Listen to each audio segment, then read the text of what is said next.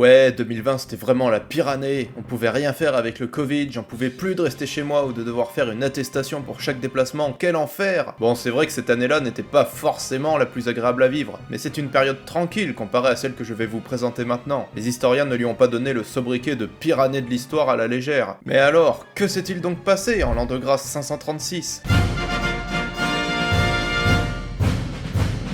Salut les jeunes, je suis Tillingcast et aujourd'hui je vous souhaite une bonne année. Avant de faire ce sujet, j'aurais cru que la pire année était 1349, quand la peste noire a commencé à décimer la moitié de l'Europe, ou bien même une année de guerre mondiale. Eh bien non, c'est 536 qui décroche le gros lot. D'après l'historien byzantin Procope, l'année a débuté par un mystérieux brouillard qui plongea l'Europe, le Moyen-Orient et une partie de l'Asie dans une obscurité permanente, et ce pendant 18 mois. Ainsi, les températures ont chuté de 1,5 à 2,5 degrés. Il n'avait jamais fait aussi froid depuis 2300 ans. Les récoltes furent désastreuses, voire inexistantes, ce qui créa de multiples famines. Mais alors, quelle est la cause de cet âge des ténèbres? Eh bien, après avoir vu les séquelles de ce climat froid dans les cernes d'arbres millénaires, une équipe de scientifiques a décidé en 2013 de forer un glacier dans les Alpes suisses pour trouver des réponses. Les carottes de forage extraites ont fourni la solution tant attendue. Dans la glace du printemps 536, ils ont trouvé du verre volcanique. En effet, la responsable de cette année de cauchemar était une éruption volcanique massive qui eut lieu en Amérique du Nord, possiblement en Islande. Il y en eut également deux autres, en 540 et en 547. L'Amérique du Sud a également souffert de sécheresse à cause du dérèglement climatique, mais le pire restait à venir. Suite aux événements de 536, la population est affaiblie, et c'est en 541 que vient d'Asie centrale, par la route de la soie, la tragiquement célèbre peste de Justinien, du nom de l'empereur romain d'Orient de l'époque. Elle touche tout le bassin méditerranéen jusqu'en 767. Causée par le bacille Yersinia pestis, comme pour la peste noire, on estime qu'elle aurait tué entre 30 et 50 millions de personnes. Au pic de l'épidémie, 10 000 personnes perdaient la vie chaque jour à Constantinople. Elle est responsable de l'affaiblissement des empires byzantins et sassanides, et aurait joué un rôle dans la rapide expansion de l'islam sur ceux-ci dans les décennies qui suivirent. L'homme des années 540 avait donc le choix de sa mort, c'était soit la famine, soit la maladie. Et c'est sur cette note joyeuse que je vous quitte. Si cette capsule vous a appris quelque chose, n'oubliez pas de vous abonner et de clocher, vous connaissez la chanson. Quant à moi, je retourne me confiner. Salut les jeunes.